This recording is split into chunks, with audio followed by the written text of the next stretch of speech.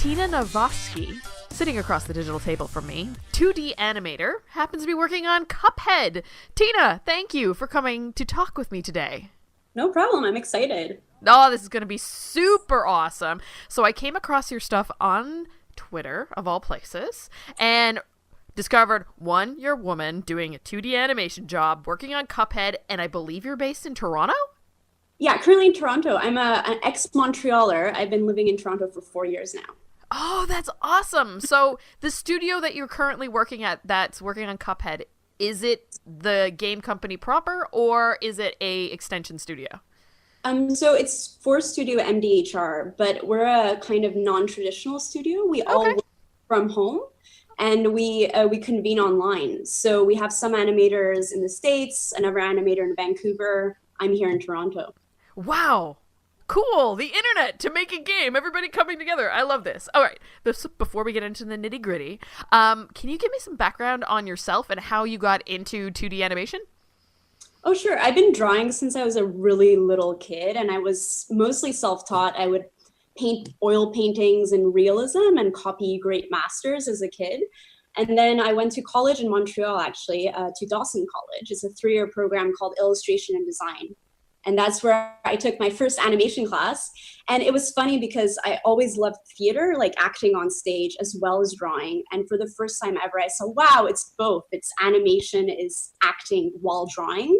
So it was an aha moment for me in college. I was like, this is what I want to do. I want to apply my art to animation. So I got my first job after I finished college through a teacher. And yeah, that's the first way that I got into animating. And then I started working in the video game industry right away, actually. Oh, wow. So are you a gamer? No, actually, it's a really funny story. When I first got my first job in gaming, I asked, what's a console? I didn't know what a console was. My family wasn't really big on video games. We like read a lot of books. We watched a lot of animated films, but we didn't play any games. So I didn't know anything when I first started working in games. Wow, that's impressive. So, like, did you have to take like a crash course in A what little, is I video know. games? I know a lot more because I was surrounded by gaming culture. Everybody in the studio played games and I gave it a shot. I really still am terrible at it. I'm actually really terrible on our own game. I can't play it very well. So I have to have the help of a really good gamer so I actually don't die constantly. So yeah, it's a pretty tough thing for me still. So, did you work on any titles prior to Cuphead? I worked on a lot of casual games in Montreal. I worked for several studios there, and it was mostly, it was still 2D animation that I did, but it was casual games for, iPad, iPhone. When I started out, it was actually 10 years ago when I started out, it was online portals were the thing, like little games online. That's where I started for kids. We did some stuff for National Geographic, things like that. And then when I moved to Toronto, that's when I started working on Cuphead. It's my first big console game. Wow. Now, the transition from Montreal to Toronto, was that for work or just personal reasons? It was strange because I'm one of those people that always continue learning. So I did Dawson College, but when I was in Montreal, I would take night classes at Concordia University in film animation. And I would do a lot of those classes while working full time. And then at some point I said, I want to continue learning more. And I quit my job in Montreal and I moved to Toronto to go to Sheridan College in animation. And I did 2 years of that. And I also did some great online classes with a school called Studio Technique with Samantha Youssef, who's the main teacher. And she used to work for Disney in the 2D department. She's a wonderful, wonderful teacher. So I'm always hungry to learn. So the move was kind of based on me wanting to learn more and do more classes and, keep getting better at what I do. Oh, wow. And so, how did you get the job? Because it seems like it's a little different than applying for a gig online to be able to work on an animation project that is video games. Yeah, actually, it's funny because I was a little bit sad that I wasn't born 10 years ago when 2D animation, when 2D animation was still, at its heyday, where Disney was hiring 2D animators to work on paper animations. And I remember I had this discussion with one of my Sheridan teachers. I was so sad. I'm like, I was born too late. Nobody will ever hire me to do an on-paper project. It's all computers. So I kept doing 2D animation, just, the classical style, flipping paper at home for myself, putting it on my blog just for fun. And when I went to Sheridan, I did all my projects on paper because that's what I love to do. And then Chad, who is one of the Moldenhauer brothers, he's the art director at Studio MDHR, found my work online. And I had known about Cuphead. I saw one of the trailers. I was so excited about it. And he approached me. He's like, hey, I saw some of your stuff. You look like a great 2D animator. Do you want to do a test for us and jump on board? So that's how it happened. Well, it looks like a match made in heaven because it's Cuphead, the style of it is something we haven't seen in video games before. And the first time. It's a first. It's a historical first where we're doing traditional 2D animation, all on paper, all inked on paper. The background's all painted watercolor on paper. And it's for a video game. We've had, film, TV show, all that, but never a video game. It's the first time. Wow, we're super excited to play it. So, let's get into the nitty-gritty on Cuphead then. What exactly have you worked on in the game? So I started working on Cuphead 2 years ago. We're actually a ridiculously small art team on Cuphead. I know everybody keeps complaining that, why is it taking so long? Why is it taking so long? But when I started 2 years ago, we were only 4 animators and 1 inking artist. Wow. So there's only one person, and her name is Maya Moldenhauer. She's actually Chad's wife, and she does all the inking for the entire game by herself. So I'm a 2D animator and a concept artist for the game, which is really lovely that they give us a lot of creative freedom in the studio. They want the animators to create the characters that they animate. And a lot of other companies or studios will get a model sheet. The character's already designed for you by somebody else, and then you have to animate it. Whereas here we'll give you a theme or a general idea of the character that they want, but then you get to design the character that you're going to animate. So that was really great. It's a really great experience. Wow. Okay. Then you have to tell me what characters have you worked on, because now I'm going to be looking out in the game. Yeah. So some of the characters actually, because I started only 2 years ago, the project had started before, and some other great animators were working on it, like Jay Clark and Joseph Coleman and Hannah.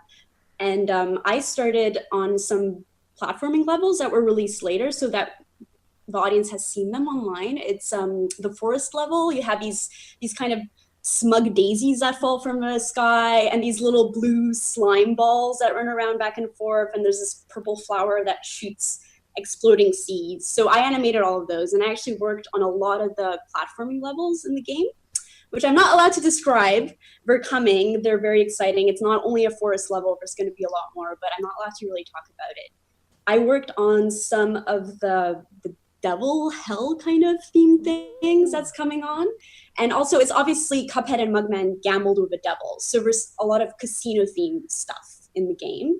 And so I worked on some of the casino themed bosses. One of them was shown in the last trailer that was the release trailer. It's a roulette ballerina. It's like a little roulette thing, and she has a skirt, and she pas berets across the screen. So that one's been shown. I worked on her. But then I worked on a really amazingly awesome boss level, which hasn't been seen, hasn't been talked of before. So I'm super excited to talk about her. The boss is called Baroness von Bonbon. Yes, which is a lovely name. I love it. Her level is called Sugarland Shimmy. Ooh. Yes, so it's a very colorful, delicious, candy-themed level, which is hilarious because I got assigned this level without Chad or Jarrett knowing me very well yet, and I have a huge sweet tooth. I love cookies and candies and all that stuff, so I had a very personal attachment to this level, and the backgrounds that are painted by Caitlin Russell, she paints all our backgrounds. They're just too good to be true. You can eat them with a spoon. They're super delicious. So she looks like a candy princess, and it's very exciting. Tell me you went out and bought tons of candy as research. I'm doing air quotes. Absolutely. No, but funny though, we try and stick so much to the 1930s style that I had to do a lot of historical research about candies. Oh, wow. When was the Reese's Pieces invented? Because it has to be 1930s. If it was invented in the 1940s or 50s, I can't include it in the game. Whoa. So a lot of Wikipedia research went into this. That's really cool. Who would have thought that? I would have figured you just go out to Bulk Barn and you're jujubes and cinnamon hearts and whatever else, but you have to go back and look when was a cinnamon heart brought into existence? Yeah, and a lot of them have been around since the 30s. It was really exciting to hear that some things are so historical when it comes to candy and treats, that they've been They've been, kids have been eating them for decades upon decades. So it's really great. But some of them were nixed, unfortunately, because they were invented later. So I couldn't use them in the game. Wow. Well, you mentioned that, by going to Toronto, you got to work with an animator who worked at Disney. Is this a normal style of animation for you? This like throwback 1930s-esque animation? Actually, it's not. It's not a style that's animated very frequently. I find that's another reason why it's a wonderful choice for a game. It's very nostalgic. People don't use it nowadays. It has a slight creep factor to it because in the 1930s there were no rules. There wasn't rules like, oh, you're not allowed to scare children, or you're not allowed to make things morph from one thing to another. So Right. it was kind of like the Wild West of animation. It's a very interesting style. It's very experimental, very kooky, and so things change, and there's no rules, so nobody cares. And for a video game, that's really wonderful because then you could surprise the player. You think you're fighting something, and then it turns into something completely different. It's exciting. And there are no rules, so you can't make any mistakes. Really, they'll accept it. It's just a crazy world. So it's great. That's the thing about video games. We kind of like throw realism by the wayside and are just like, okay, whatever happens. To the point where when they do throw realism into games and small little things like they did in Legend of Zelda Breath of the Wild, you're thrown for a loop because you don't even think about doing that. Yeah. What other types of animation are you traditionally working on? So my favorite for personal work type of 2D animation is the Golden Age Disney classic animation, the Nine Old Men, kind of the traditional movies like Robin Hood and the stuff that you grew up with as a kid, Aladdin, all that kind of animation. I'm also really inspired by Studio Ghibli films of Hayao Miyazaki as the director. I think his animation style is gorgeous. So that's the type of animation that I do in my personal time. But when you're working in studios, you have to adapt your style of animation regardless. Every time you have a new project, it's going to be a different style. So you have to be very flexible and just go with the style that is given to you. So I've experimented with a variety of animation styles. And outside of researching Candy, was there anything else you had to research in the process of making your versions of characters in the game? Yes, of course. I mean, it's a very distinct style. It has distinct rules. Thankfully, Chad and Jared, so Chad is the art director, Jared does the game design, we're the Moldenhauer brothers, who are, the geniuses behind this whole project. They're huge 1930s animation nerds. They grew up on those cartoons. Their parents really loved them. So instead of watching He-Man or whatever 1980s cartoons were on TV, they would watch these old VHSs of Betty Boop and Popeye and, Flip the Frog. And so they are super aware of what makes the style its original style. So they gave us a lot of films to watch. Every day I would watch a Betty Boop cartoon, the old Mickey Mouse, the Silly Symphonies, Flip the Frog from Fireworks. I would watch all of those and then get inspired by that and start working. And if anything would slightly stray off that style, Chad or Jared would call it right away and then give me a reference. Oh, have you seen this episode of Popeye? Go to, minutes 2:33 seconds. You'll see something that's exactly the type of feel we want.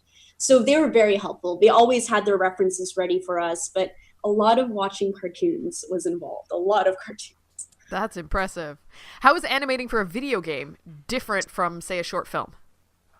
The process is very different. One of the things that's very challenging for animating for a video game is, especially if you're animating enemies, most enemies have to have a certain amount of animations always. One of them is called an idle cycle. It's basically what they do when they're doing nothing. So they're just standing around waiting for the player to respond, and they have to have an animation. Then they have an attack animation, sometimes several, and then usually a death animation. So the challenge there is that you don't want to be boring. You don't want everybody to die the same way or attack the same way. So you have to be super creative and think up crazy ideas of how to make these animations work and not bore the player to death.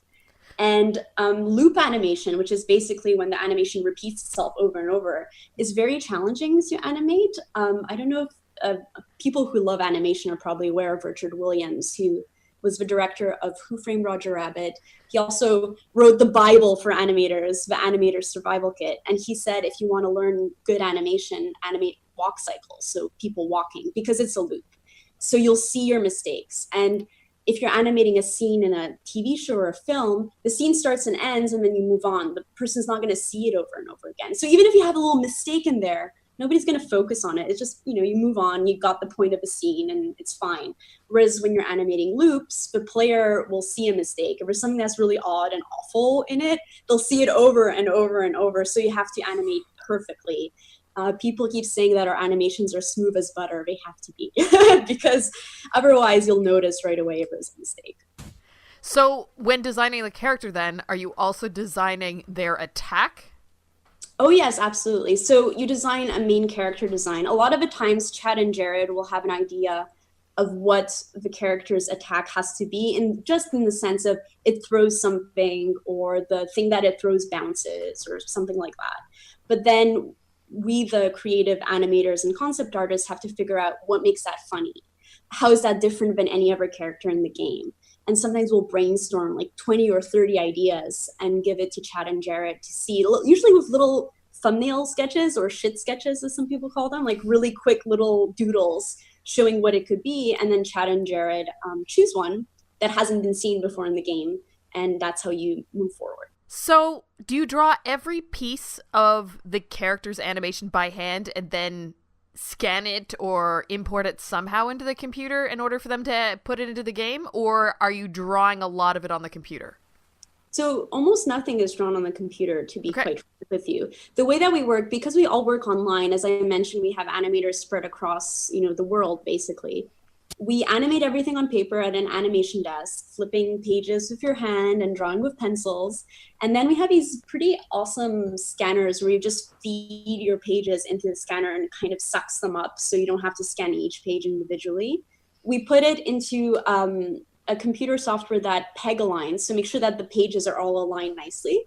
And then we upload it to a server online where Chad and Jared take those drawings and Maya prints them and she inks over on paper by hand with a pen, and then she rescans it so that the color artists can color the characters. So the only thing really done digitally is the colors of the characters. The backgrounds are all painted by hand in watercolor and then scanned in. The characters are all drawn and then inked by hand, but the colors are done on the computer. And the only reason is Chad and Jared did tests at the beginning where they painted colors on cells like you would back in the day. And they tested that versus colors done on the computer, and it didn't make that much of a difference. So we're like, okay, this is the one thing that we can do on the computer is just put the colors on the characters, whereas the outlines are still done by hand. Wow, that's impressive. Like the amount of work plus the amount of people involved. It's very much like your traditional comic book. Yeah. We have also piles and piles of our drawings. I have a closet full of Cuphead drawings in boxes, and mine has boxes and boxes of inked drawings at her apartment. So it's all physically there. We have it in our closets. Wow. How do you archive something like that? We're not sure yet. I think we're figuring that out. Of course, I think Chad was saying, don't quote me on this. He was saying that perhaps people would be interested in buying some of the original drawings one day, and I'm sure some people would. So there's that option. We were also talking a little bit about exhibiting one day some of the original art so that people can see it. So there's that. But for now, we're just keeping it all in our apartments and see what happens next. I would buy a piece. I would go to an exhibition in a museum in a heartbeat. Like, it's so impressive. It's just we all have to organize it, right? So I don't know if that's going to happen or not, but I think it's a wonderful idea. I think it would be great to go to see a Cuphead exhibit somewhere in a museum, Yeah, that'd be so cool. I also saw that Clueless Gamer, aka Conan O'Brien, his segment. So what did it feel like to see your art put on such a pedestal? Well, it was super exciting. We found out weeks before the show actually aired. The whole team was told that Conan wanted to play our game.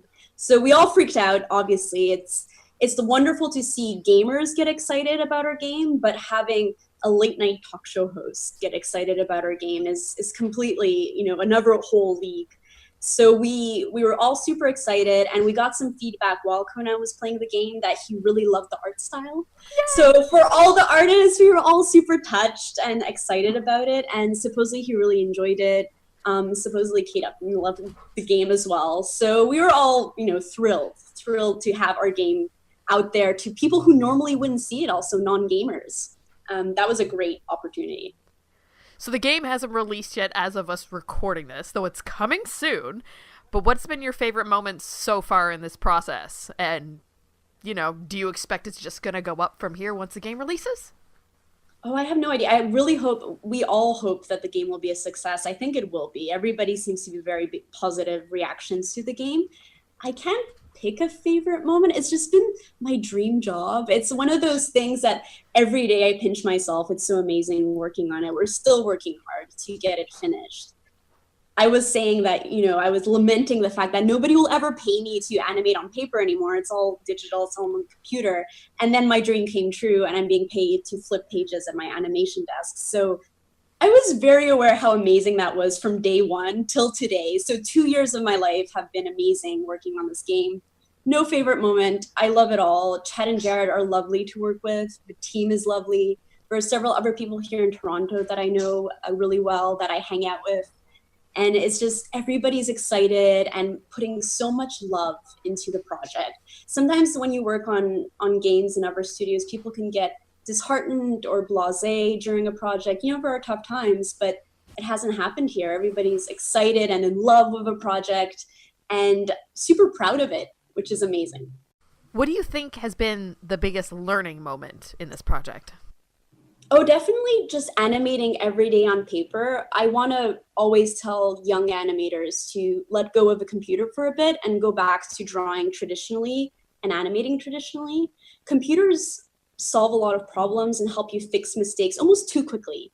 You can't fix those mistakes quickly when you're working traditionally on paper. You have to see them and address them, and that's the great learning curve, is just drawing every day at the animation table on paper with no shortcuts, no undo button also, which is kind of funny. When you first start doing everything traditionally, you forget that you can't undo. You need to erase and go back. So to me, that has been the greatest learning experience, just being able to draw every day with a pencil on a piece of paper. Well, flipping through your Blogspot website, I see so many different pieces of art of all different styles. What inspires you? Well, so aside from animation, which I briefly mentioned that I'm inspired by The Nine Old Men, Milt Kahl, Frank and Ollie. I love those types of animations and they inspire me. The Miyazaki movies are wonderful and I absolutely adore them. But I do illustration work as well. One of my favorite things to do on the side is I draw pinup caricatures of women. Because I want them to feel good and sexy and happy about themselves. And it's about body positivity. It doesn't matter what shape you are, you can feel really good about yourself. So I draw these pinup caricatures in my own style, which is a more modern graphic style, but I get inspired by the very classic pinups from the 1950s. Like Gil Elfgren is one of my favorite pinup artists. They were so cute and just full of life and wonderful, wonderful illustrations. So I look to him, but I put my own twist on it. And of course, I'm inspired by the women who want these pinup caricatures done of themselves, their personality, what makes them special, and I love doing it. Yeah, I think the first part of why I found you is because you had drawn some of my favorite RuPaul's Drag Race characters. I'm such a fan. They're so wonderful. They're such talented performers. I think that what gets to me, and also what's really fun about drawing them, because that's a personal project. I'm not doing it on commission. I'm doing it just for fun, is that they're such larger than life characters that they're already almost a cartoon themselves. So it's so much easier to draw them in a cartoony style because they're so dramatic and have such, well-defined faces with makeup and these amazing kooky costumes, which are larger than life. So it's just a pleasure drawing them. I do that for fun to decompress. And I'm such a huge fan of the show and of course of all their talented performers. I love theater, I love stand-up comedy. So it's all put in together into one with amazing makeup skills on top of it. And lastly, before I let you go, I would like to know, what words of wisdom would you like to pass on to aspiring 2D animators who might want to get into the video game business? Well, I think definitely being professional and starting to learn professionalism when you are in school or when you start working with small clients is very important. you have to build a good reputation. And a lot of the times your first jobs in the industry are going to be through contacts, through teachers that you've met, maybe other artists who know somebody who are looking for work. So building a really good, strong network is key to get your foot in the door. So great relationships with teachers, obviously an online presence, Twitter, LinkedIn, or anything like that really helps out. But then, of course, you have to back it up with, the goods. You have to practice, practice, practice. Never let the pencil drop. Keep learning. Even when you get older and you think, you're pretty well established and good at what you do, don't stop learning. Keep trying to find new mentors, new teachers, new artists that inspire you to try something else. Doing model drawing, just keeping working on your own skill sets so that when you do get those dream jobs, you can deliver. And I think that's super important. Tina, thank you so much for talking with me and sharing all this awesome knowledge. I want you to have the chance to let everybody know how they can follow you online as well. Yeah, so I'm on Twitter. My name is Tina Nawrocki. It's spelled kind of weird. It's Nawrocki. It's a Polish family name. I'm from Poland originally. And I have a Twitter account. I have an Etsy store where you can order a custom pinup. If you want to see yourself as a cute and sexy cartoon, please feel free to order one. And of course, look forward to the game, to Cuphead, coming out September 29th. It's on Steam, so for Windows as well as Xbox One. Awesome. Thank you again. Really appreciate it. Oh, it was wonderful. Thank you so much for finding me and taking the time.